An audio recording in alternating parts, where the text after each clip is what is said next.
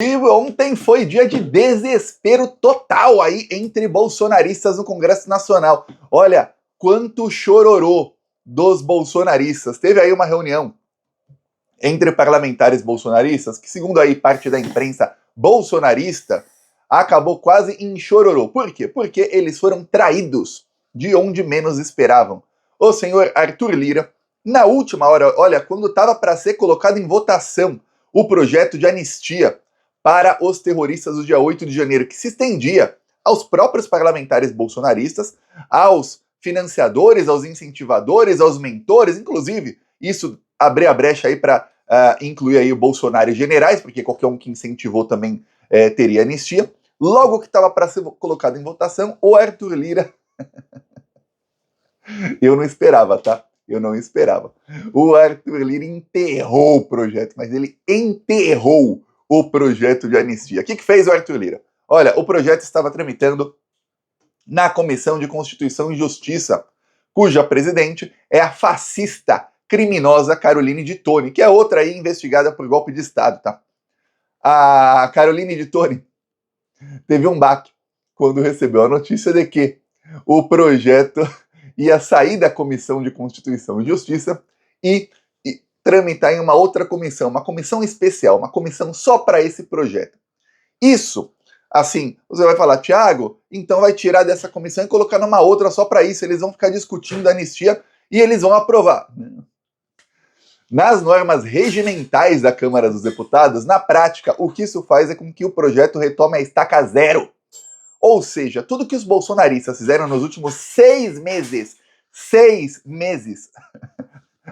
foi pra lata do lixo, numa canetada do Arthur Lira. Olha, teve quase chororô entre os bolsonaristas, eles estavam em pânico. Por quê? Porque agora eles viram que não dá para tentar aprovar isso aí a toque de caixa, para tentar aprovar uma anistia antes que os bolsonaristas sejam indiciados e denunciados pela Polícia Federal e pela Procuradoria-Geral da República. Ou seja, mesmo se eles tentarem fazer muito rápido nessa comissão, eles já estarão réus quando eles conseguirem colocar isso para votar. E a chance deles conseguirem aprovar isso vai ser zero. O problema que muita gente não está entendendo é o caramba, Thiago, por que o Arthur Lira fez isso? Eu vou te explicar. Antes, eu peço o seguinte, se você é contra aí essa anistia, e se você também acha que o Bolsonaro e esses bandidos deveriam estar presos, inscreva-se no canal e se você já tem a sua inscrição, verifica se o YouTube não tirou e curte aqui o vídeo. E comenta aí, deveria estar preso ou não? Porque a minha opinião, estão fazendo hora extra aí fora da prisão. Deveriam estar enjaulados todos esses bandidos. Agora, falar aqui o motivo aí pelo qual o Arthur Lira fez isso. Primeiro motivo que o Arthur Lira diz aos bolsonaristas, tá? O Arthur Lira até disse que chegou a consultar o Bolsonaro antes, aí o Bolsonaro falou para sua colunista de estimação do jornal O Globo, ele tem colunistas, jornalichos de estimação em vários jornais, né? Ele falou para sua jornalista de estimação do Globo que ele recebeu a notícia com tranquilidade e tal, tá? O Arthur Lira, o motivo que ele explicou aos bolsonaristas, primeiro foi, olha, esse projeto está tramitando aí na Comissão de Constituição e Justiça, só que é um projeto que está contaminando a disputa pela presidência da Câmara. E não pode um projeto de anistia contaminar essa disputa. Em miúdos, o Arthur Lira tem medo, diz que aí que ele tem medo, receio, que essa disputa por anistia faça com que o PT e o PL se dividam na hora de votar por um candidato. Porque o Arthur Lira quer que os dois partidos votem no candidato dele. E da maneira que tá, o PL está condicionando votar a Hugo Mota, que é o candidato do Arthur Lira, a anistia, e o PT está condicionando votar nele a não ter anistia. E aí fica aquela, pô, peraí, não tem como agradar os dois aí, não dá. Um quer uma coisa e outro completamente contra essa coisa. Então, vou fazer o quê? Então vamos voltar ao projeto Estaca Zero. Vai ter que ter uma discussão mais ampla aí. Não pode ser nessa comissão aí, porque essa comissão é de Constituição e Justiça, aqui tramitam as leis do Congresso Nacional, a presidente da comissão, que é a Caroline de Toni, foi eleita aí num acordo que foi fechado lá atrás na eleição para a presidência da Câmara, os membros também são eleitos nesse acordo, e aí tá contaminando. Não, seja uma comissão só para isso. Quem quiser discutir a anistia vai para essa comissão, 34 membros, 34 suplentes, e discutam lá, ou seja, volta para Estaca Zero. Esse é o motivo que disse o Arthur Lira, E até tem um quê de verdade aí, tá? Ele tá apavorado. Se ele não elegeu o Hugo Mota como presidente da Câmara, a chance do Arthur Lira ser preso, mas é 10 vezes maior. Lembrando, diferente de outros parlamentares que eu falo aqui, nossa, precisam ser julgados, condenados, e aí se forem condenados, vai ter que esperar acabar a legislatura para que eles percam o mandato para depois serem presos, como aconteceu com Daniel Silveira. Olha, que parto, hein? Que desgraça. Não, com o Arthur Lira é mais fácil. O mandato do Arthur Lira está pendurado por uma liminar. E quando o Arthur Lira não tiver mais poder, vai cair. E aí ele perde o mandato. E aí ele vai preso, que ele já tem condenação. Ele já é ficha suja. Ele já está condenado. Então vai ficar ruim para o Arthur Lira. E a Polícia Federal já reiniciou aí investigações sobre o Bolsolão contra ele. Então ele vai se ferrar de verde e amarelo. Pois bem, então ele está fazendo isso. Ok, agora vamos ao verdadeiro motivo aí. Tem dois motivos, tá? Um foi a gota d'água, mas tem o verdadeiro motivo aqui. O verdadeiro motivo é o seguinte: os bolsonaristas e os golpistas tiveram um fracasso eleitoral. Foi um fracasso a eleição para a extrema-direita. 48 golpistas se elegeram, se candidataram, nenhum deles se elegeu, se candidataram com tornozeleira, dizendo que, olha, eu sou bolsonarista raiz, olha, eu estava lá no dia 8 de janeiro, vote em mim, que eu sim sou bolsonarista, olha só. Tinha gente até que usou tornozeleira no nome da urna, não sei quem da tornozeleira. Teve gente que usou Bolsonaro no nome da urna, não sei o que, Bolsonaro. Nenhum deles se elegeu. Quer dizer, a população deu um sonoro não para esses. Olha, 48 em 40 cidades diferentes, ou seja, algumas cidades tinham 2 golpistas aí candidatos. Ou seja, 40 cidades diferentes. A grande maioria do sul e do centro-oeste do Brasil, também muitas do sudeste, tinha até cidade no nordeste e tal, mas em todas as regiões.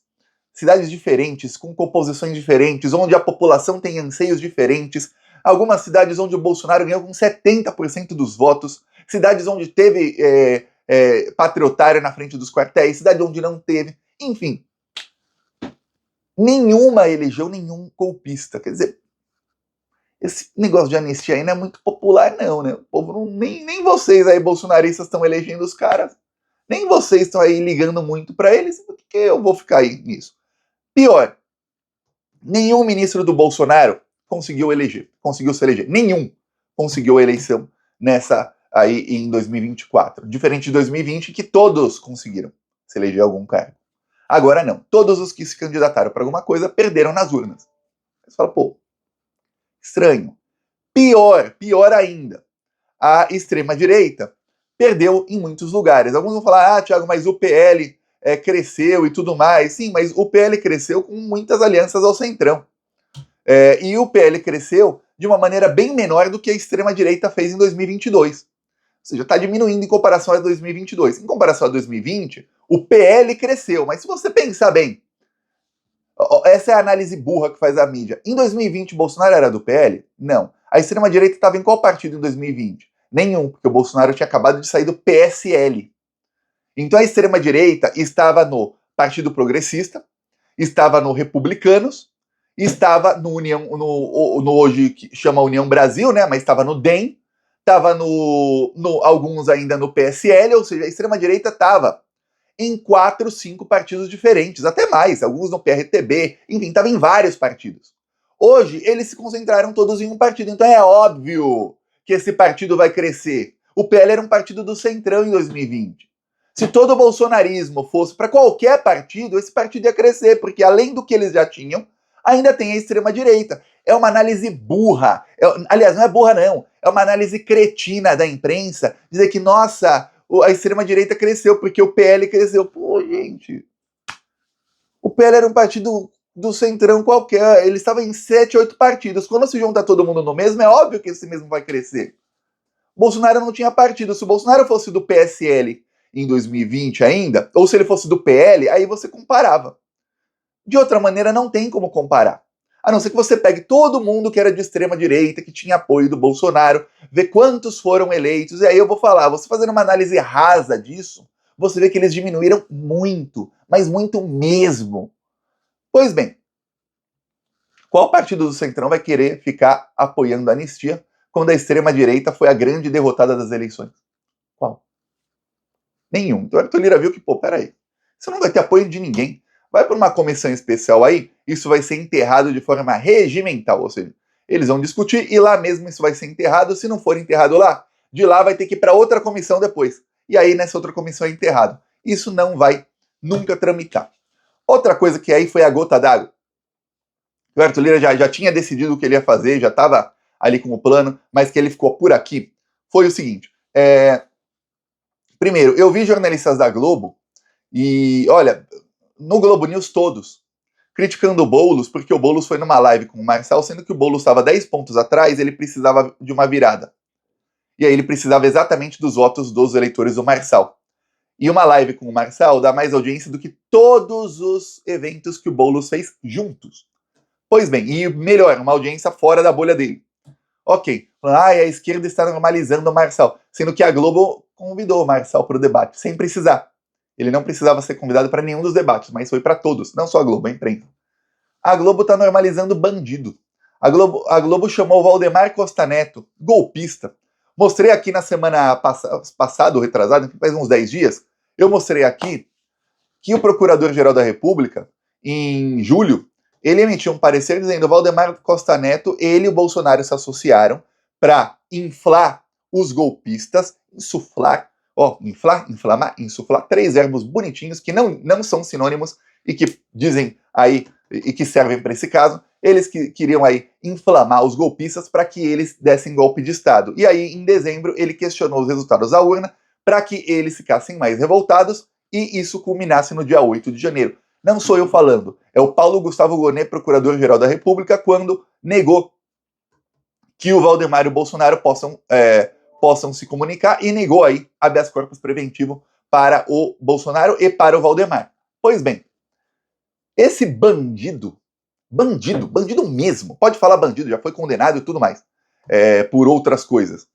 Esse cara foi lá na Globo News ser tratado lá pelos jornalistas de lá como se fosse assim, nossa, olha só o senhor Valdemar, blá, blá, blá, blá, blá. Como foi o Malafaia faz alguns dias. Eles estão normalizando todo tipo de bandido lá na Globo, mas a culpa é do Boulos, que foi numa live com o Marçal 2 dias antes da eleição, precisando dos votos do Marçal.